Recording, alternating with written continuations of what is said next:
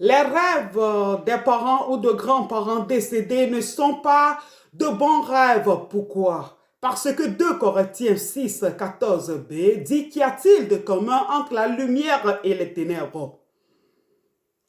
Bien-aimé, laisse-moi te dire qu'il n'y a rien de commun entre la lumière et les ténèbres. De la même façon, comme il n'y a rien de commun entre la lumière et les ténèbres, il n'y a rien de commun entre les vivants et les morts. Quelles sont les causes des rêves des parents ou de grands-parents décédés? La première cause, c'est la consanguinité, qui est le lien du sang. La deuxième cause de ces rêves vient de ton background, de ton origine. Cela veut dire que tu as une mauvaise fondation. La troisième cause, c'est qu'avant la mort de tes parents ou de tes grands-parents, vous avez visité des mauvais endroits et vous avez consulté des marabouts ou des féticheurs.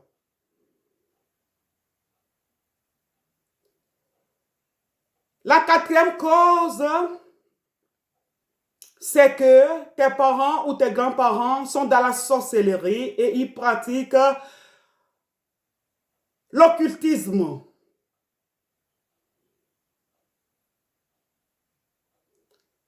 La cinquième cause, c'est qu'il y a de mauvais parts dans la famille. Si tu rêves, tu vois tes parents décédés, te donner de l'argent, cela annonce la sécheresse financière. Tu seras pauvre. Si tu vois tes parents décédés ou de grands-parents décédés te donner la nourriture dans tes rêves, il faut savoir que tu auras des problèmes de santé.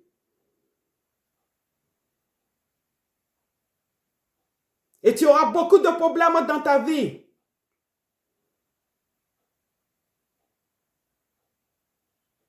Si tu les vois présents dans ton mariage, il faut savoir que ce mariage ne durera pas.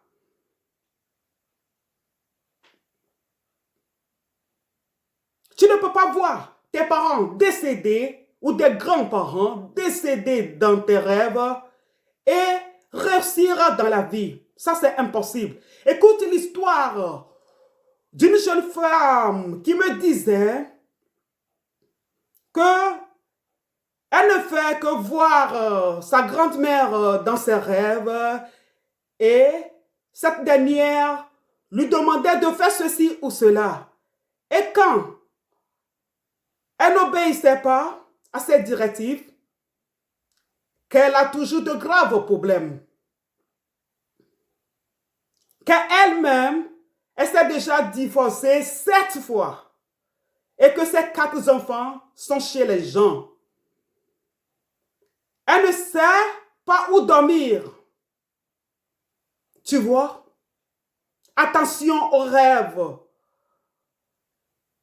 des parents ou des grands-parents décédés.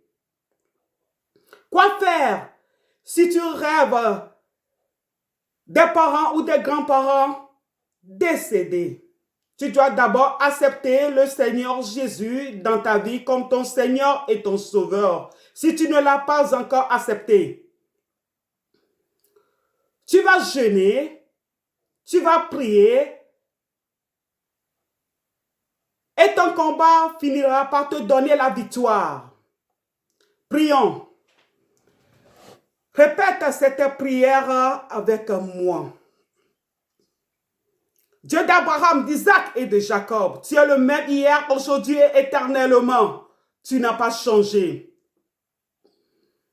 C'est toi qui as détruit Sodome et Gomorrhe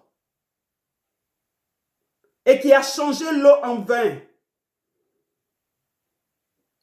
Tu m'as donné le pouvoir de marcher sur les serpents et sur les scorpions et sur toute la puissance de l'ennemi et que rien ne pourra me nuire.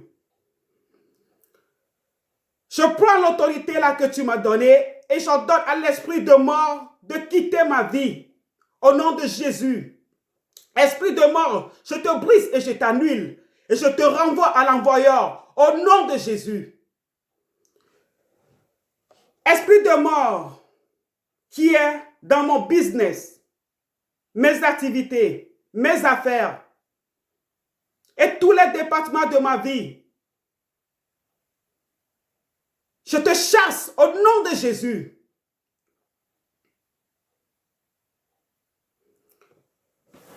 Toutes les heures de mort, les conditions de mort, les délais de mort, les programmes de mort.